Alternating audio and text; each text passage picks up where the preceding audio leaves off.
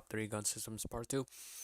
So we are going to be continuing from where we left off on last episode, which I believe we ended up with ACS engine being at the end. So I have a couple gun systems that I would like to show off. So yeah, sorry for not posting Roblox content recently. I've just been more invested into LSPDFR and 5M. So let's go ahead and start with the number 3, which would be BG Engine.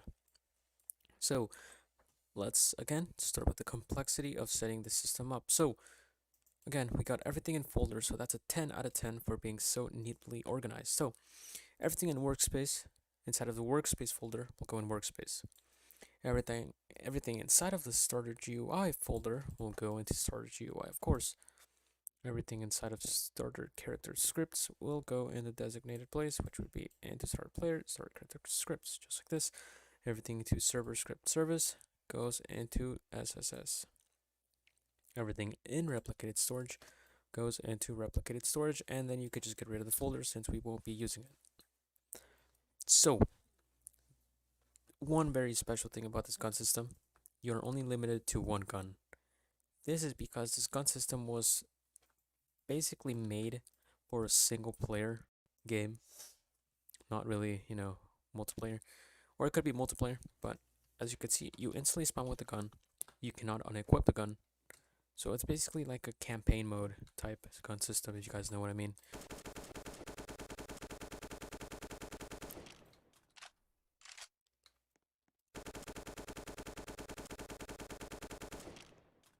This is the gun system. So it's really nice. You, for some reason, have infinite ammo. I have no clue why. But that's basically it for this system. There's really not much you can do. Can't unequip the gun either. So for gun system number 2, we have Viet Engine. So this is basically a remake of Murno's gun system. It comes with different modules. So this is basically focused more into World War I, World War II type games. As you can see, we have these old type guns, and then we have some modern, and then those. So again, complexity of setting it up. 10 out of 10 for everything being neatly placed, and we have them even categorized by type of weapon, so that's really cool. So again, everything from replicated storage goes into replicated storage. Everything from server script service goes into server script service.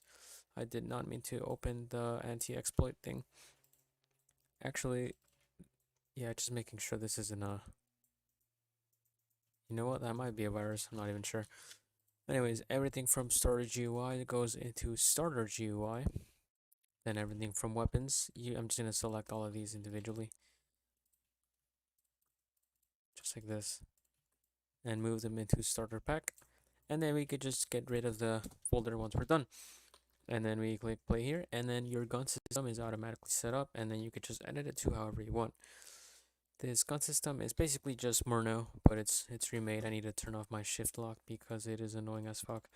And basically, we have your gun, right? And then once you take it off, it links to your back. So that is really cool, and I would definitely recommend using this for war games since it's really legit. And then the animations, you know how the old Murno gun system that I showcased last time, it didn't come with animations. Well, guess what? This one does.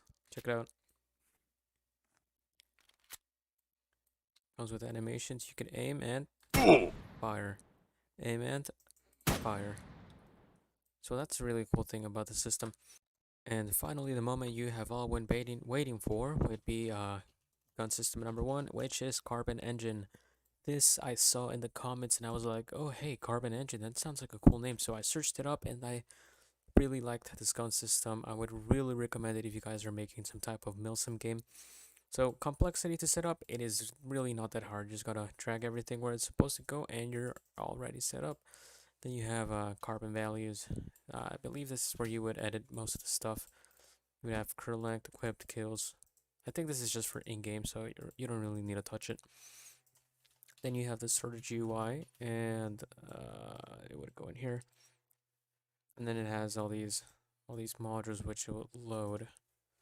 So that's kind of cool, I guess. Anyways, let's go ahead and test the system. And I do need to mention that these are for R6 only, not for R15. Or I'm not really sure, I haven't tried them. But here it is. Here is Carbon Gun Engine. It's basically like ACS, but just remade, I guess you would say. Again, the gunsling, so that's a really cool feature that they have.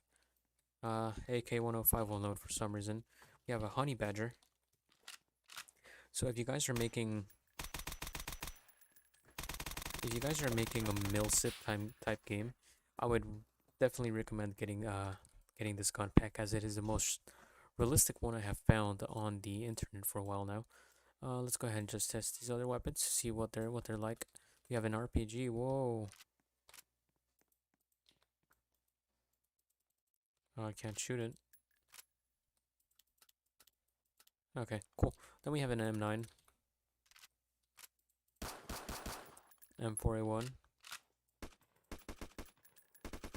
M4A1 carbine, which I think it's the same thing, right? And whatever the hell this is. Barrett, I think this is like a sniper type thing. FAMAS.